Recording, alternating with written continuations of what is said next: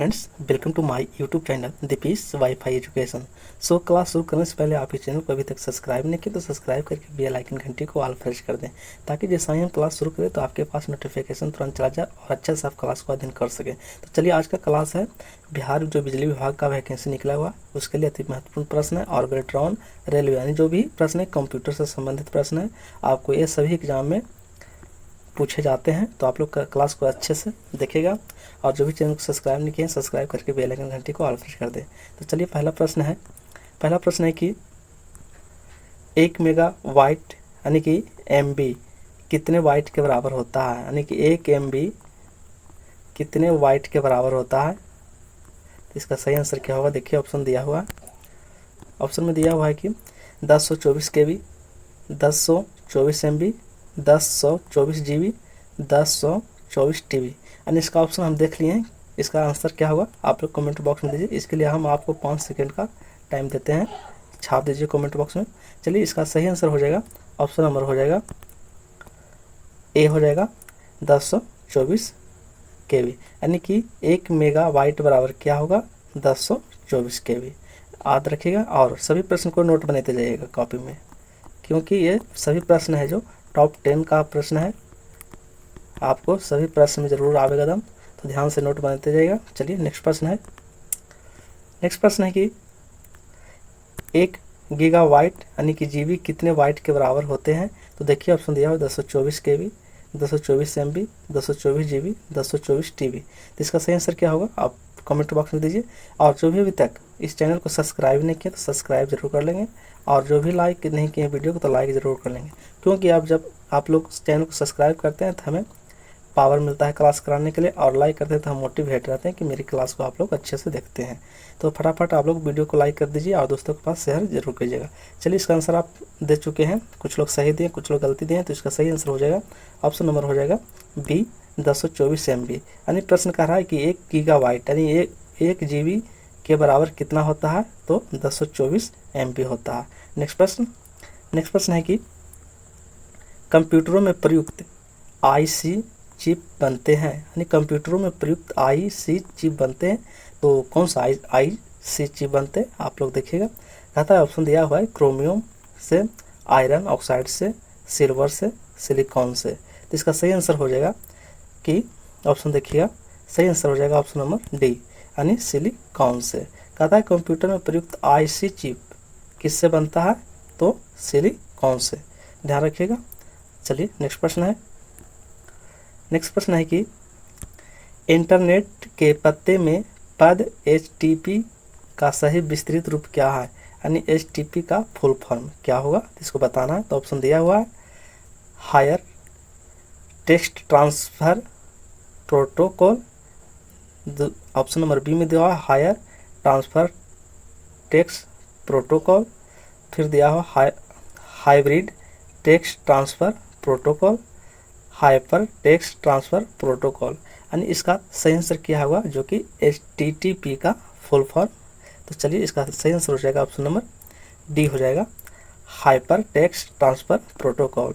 यानी इंटरनेट के पते में पद HTTP का सही विस्तृत क्या हो जाएगा, ऑप्शन नंबर D हो जाएगा हाइपर टेक्स्ट ट्रांसफ़र प्रोटोकॉल। आप लोग सभी प्रश्न को नोट बनाते जाइएगा, हम आपको बारंबार कर रहे हैं, क्योंकि सभी प्रश्न टॉप 10 का प्रश्न है, अति महत्वपूर्ण प्रश्न है, जो कि आपका बिजली विभाग, बेल्ट्रॉन और रेलवे में पूछे जाते हैं कंप्यूटर से संबंधित प्रश्न, इसलिए आप सब नोट बनाते जाइएगा। नेक्स्ट प्रश्न है कि किसी कंप्यूटर के प्रोग्राम में बच्चों द्वारा प्रयुक्त भाषा प्रायः कौन सी होती है। करा प्रश्न कि किसी कंप्यूटर प्रोग्राम में बच्चों द्वारा प्रयुक्त भाषा कौन सी होती है। तो ऑप्शन दिया हुआ बेसिक, जावा, लोगो, पायलट। इसका सही आंसर हो जाएगा, आपके लिए हम दे रहे हैं 5 सेकंड का समय, फटाफट कमेंट बॉक्स में आंसर दीजिए। इसका सही आंसर हो जाएगा ऑप्शन नंबर C हो जाएगा लोगो। यानी प्रश्न करा है किसी कंप्यूटर के प्रोग्राम में बच्चों द्वारा प्रयुक्त भाषा प्रायः कौन सी होती है, तो लोगो होता है। आप लोग तो बहुत सा यूट्यूब पर चैनल देख रहे होंगे, लेकिन इस तरह का सेट कोई नहीं डिजिटल बनाता होगा, सीधे आप वो उसका वीडियो देखते होंगे, लेकिन डिजिटल स्क्रीन पर नहीं दिखाई देता होगा। तो आप लोग सबसे अच्छा यूट्यूब पर देखने के लिए, और फ्री में है, आपकी ना कोई पैसा लग रहा है, तो आप लोग अच्छे से देखिएगा, नोट बनाते जाइएगा। चलिए, नेक्स्ट प्रश्न है नेक्स्ट प्रश्न है कि एक स्वाहा निजी कंप्यूटर जो आपकी गोद में रखने लायक छोटा सा होता है क्या कहलाता है। यानी कि जो हम एक स्वाहा निजी कंप्यूटर जो होता है जिसको हम गोद में रखने लायक होता है, नहीं गोद में भी रख सकते हैं, वो क्या कहलाता है उसे। तो देखिए ऑप्शन दिया हुआ है main frame computer, notebook computer, work station, PDA. तो इसका सही आंसर हो जाएगा, चलिए 5 सेकंड आपके लिए समय हम दे रहे हैं, फटाफट ऑप्शन दीजिएगा। चलिए समय हो गया आपका, इसका सही आंसर हो जाएगा ऑप्शन नंबर बी हो जाएगा नोटबुक कंप्यूटर। क्या हो जाएगा आंसर इसका, नोटबुक कंप्यूटर। और जो भी टेलीग्राम चैनल से नहीं जुड़े हैं टेलीग्राम चैनल से जुड़ जाइए, इसका लिंक डिस्क्रिप्शन में दिया हुआ है और आप लोग अच्छे से वहाँ पीडीएफ भी मिल जाएगा आप लोग का।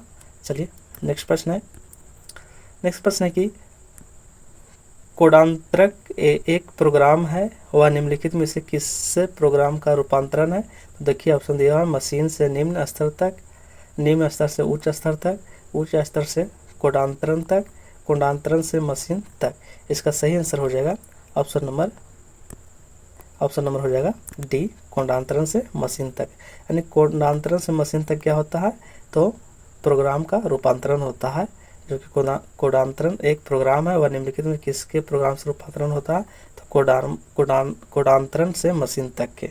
नेक्स्ट प्रश्न है कि मल्टी प्रोसेसिंग होती है, यानी मल्टी प्रोसेसिंग क्या होती है। तो ऑप्शन देखिए, ऑप्शन में दिया हुआ है कि एक प्रोसेसर द्वारा, एक से अधिक प्रोसेसर द्वारा, बिना किसी प्रोसेसर के, इनमें से कोई नहीं। यानी मल्टी प्रोसेसिंग होती है तो किससे होती है, तो ऑप्शन हम आपको बता दिए हैं, तो आप लोग आंसर दीजिए कमेंट में। इसके लिए 5 सेकंड का समय दे रहे हैं आपको।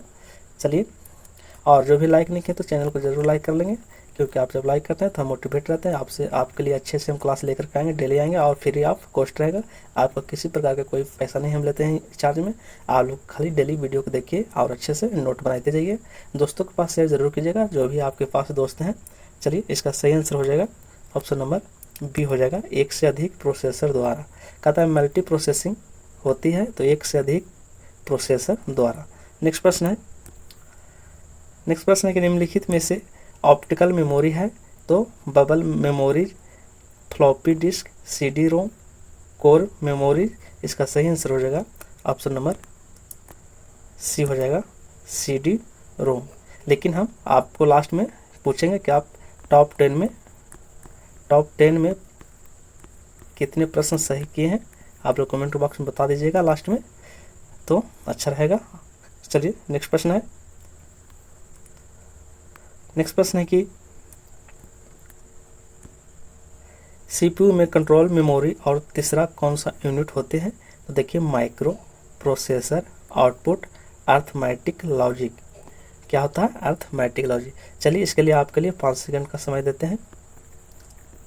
और जो भी नोट नहीं बनाते हैं तो फिर बाद में पछताइएगा, क्योंकि समय का बहुत अत्याभाव है, इसलिए एक एक पल का आप लोग समय का उपयोग कीजिए ताकि आपका भविष्य उज्जवल रहे।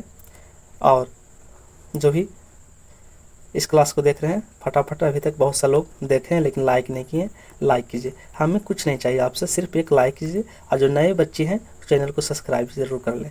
बस आप लोग इतना हमको अगर हेल्प करते हैं तो हम आप लोग के लिए डेली क्लास पे लाते रहेंगे। तो चलिए, इसका सही आंसर हो जाएगा क्या, इसका सही आंसर हो जाएगा ऑप्शन नंबर डी हो जाएगा, अर्थमेटिकल लॉजिकल। अन्य कहता है प्रश्न की सीपीयू में कंट्रोल मेमोरी और तीसरा कौन सा यूनिट होता है, अर्थमेटिकल लॉजिकल। तो चलिए, आज का क्लास यहीं तक, फिर पुनः कल द एंड। चलिए फटाफट आप लोग दोस्तों के साथ शेयर कर दीजिएगा। धन्यवाद।